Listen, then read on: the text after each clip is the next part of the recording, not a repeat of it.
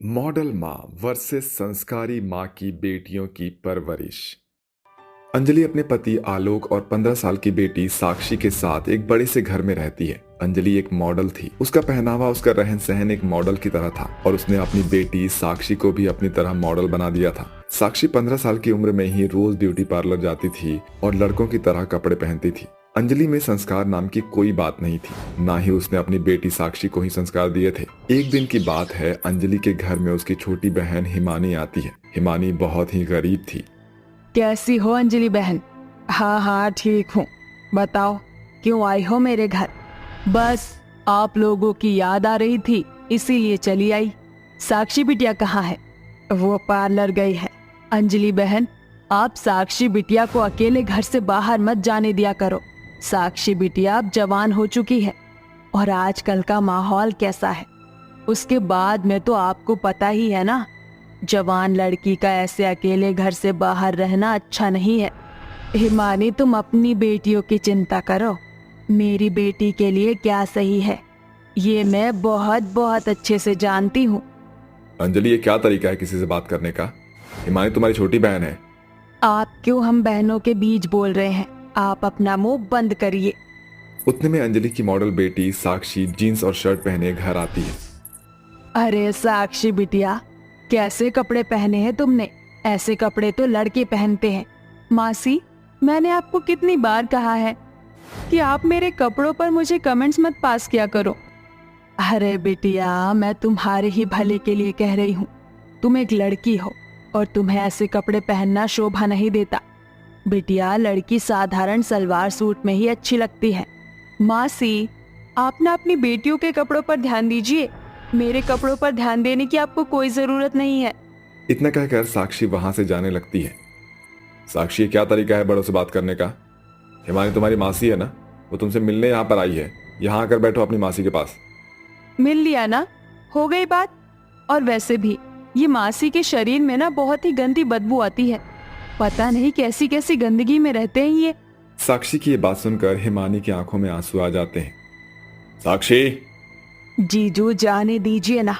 बच्ची है साक्षी बिटिया, तुम अपने कमरे में जाकर आराम करो। अच्छा अंजलि बहन, मैं चलती हूँ। घर में कविता और सविता मेरी राह देख रहे होंगे।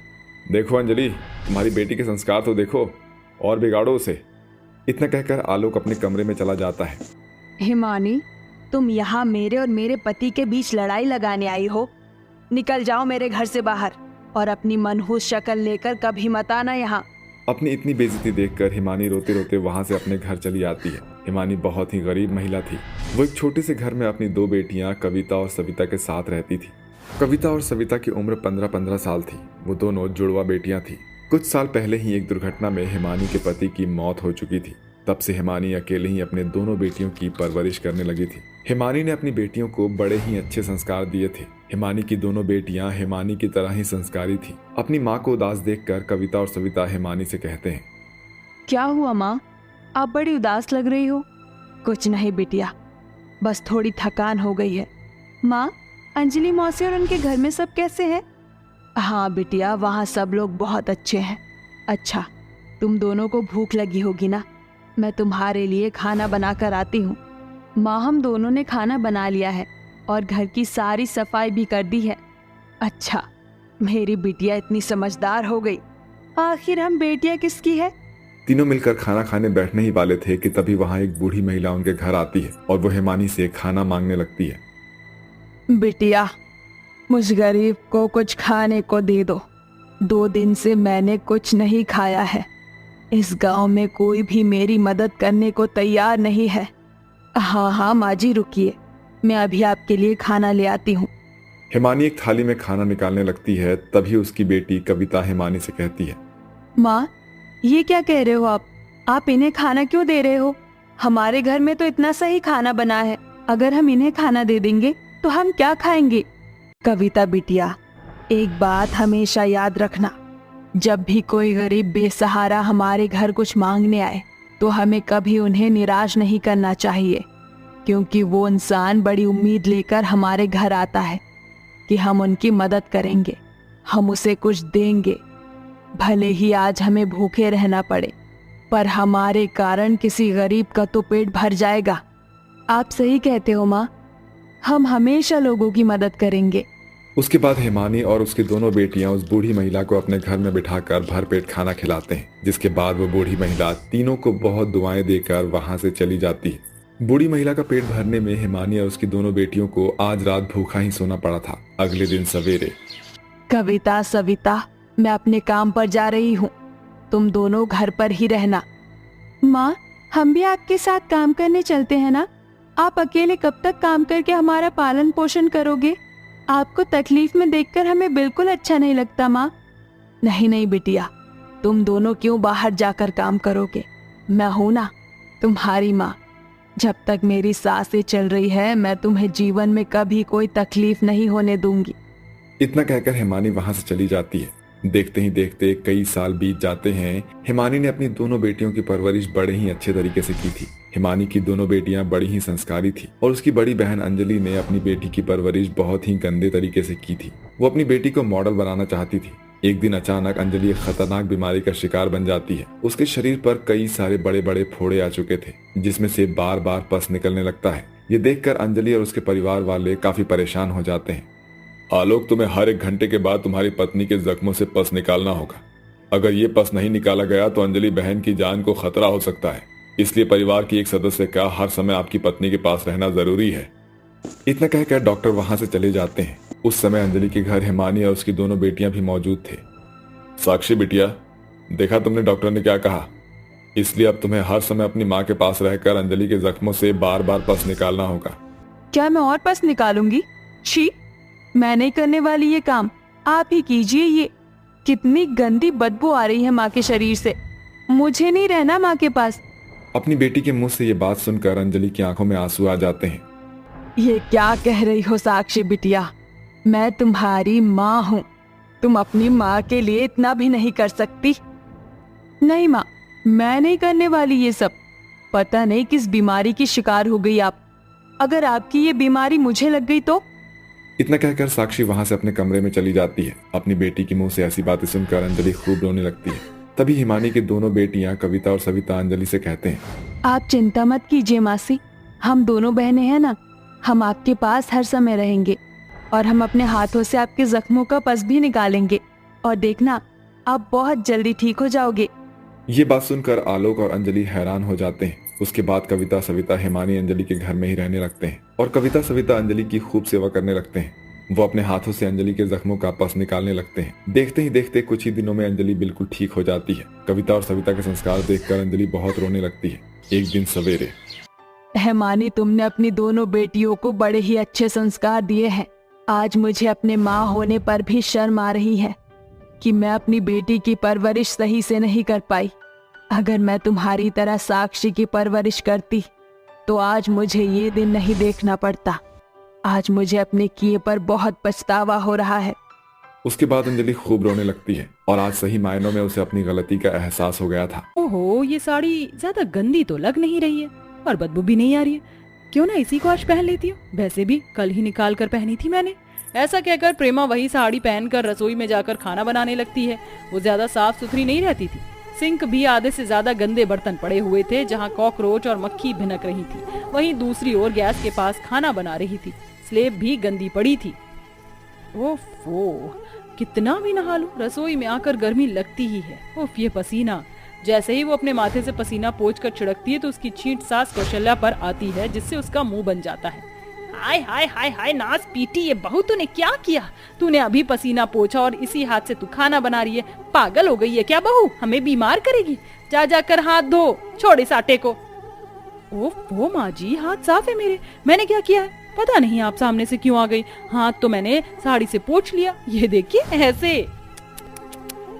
हे भगवान, ये मुझे कैसी बहू पल्ले पड़ गई है। जब नई नई शादी होकर आई थी तो इतने अच्छे से काम करती थी तू, और अब धीरे धीरे इतनी आलसी हो गई है, इतनी कामचोर हो गई है। और लापरवाही की तो बात ही क्या करूं, इतनी गंदगी में कौन रहता है। क्या तू थोड़ी सी भी साफ सफाई नहीं रख सकती? देख, बर्तन पर कितनी मक्खियां भिनक रही हैं।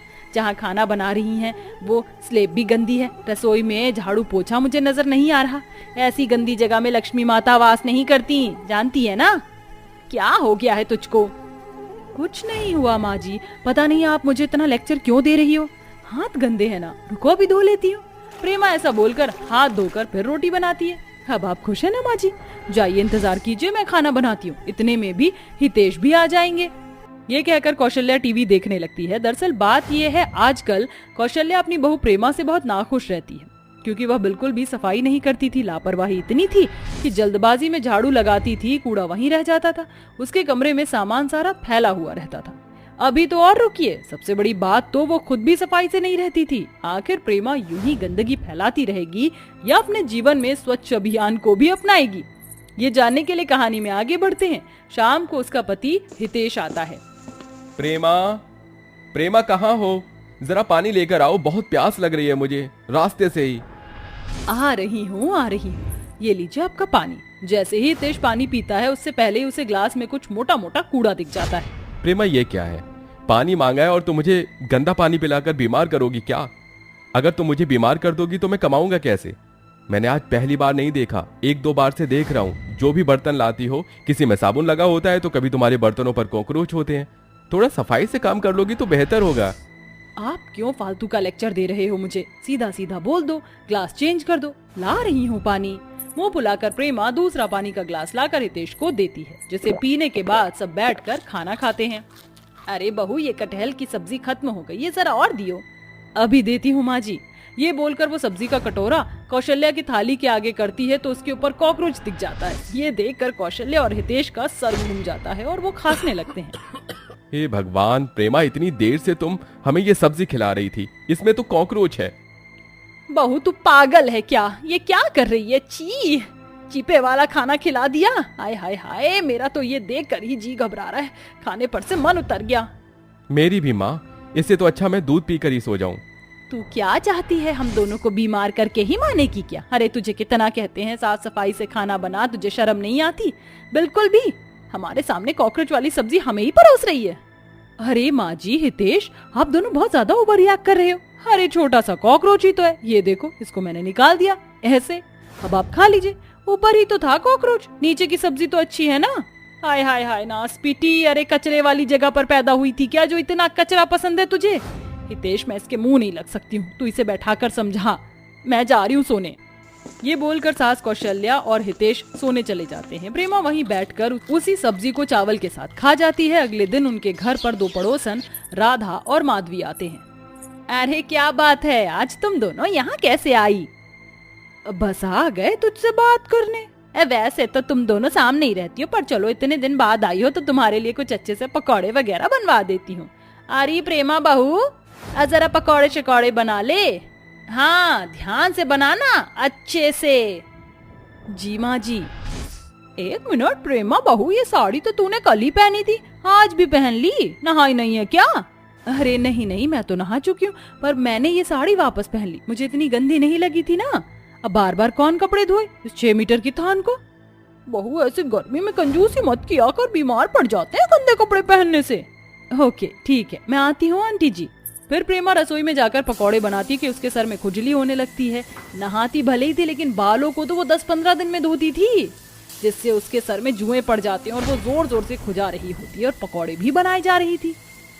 हाँ, सिर में बहुत खुजली मच रही है, लगता है सिर के जुएं बहुत उछल कूद कर रहे हैं। खैर, पकौड़े ठंडे हो जाएंगे, पहले उन दोनों को पकौड़े बनाकर खिला देती हूँ। अपने सिर खुजाए हाथों से वो दोनों की प्लेट में पकौड़े रखती है और चटनी भी, और अपने हाथ से जाकर दे देती है। दोनों जैसे ही पकौड़े उठाती हैं तो उन्हें जुआ चलता हुआ नजर आता है। हे भगवान, ये प्लेट में जुआ कैसे आ गया?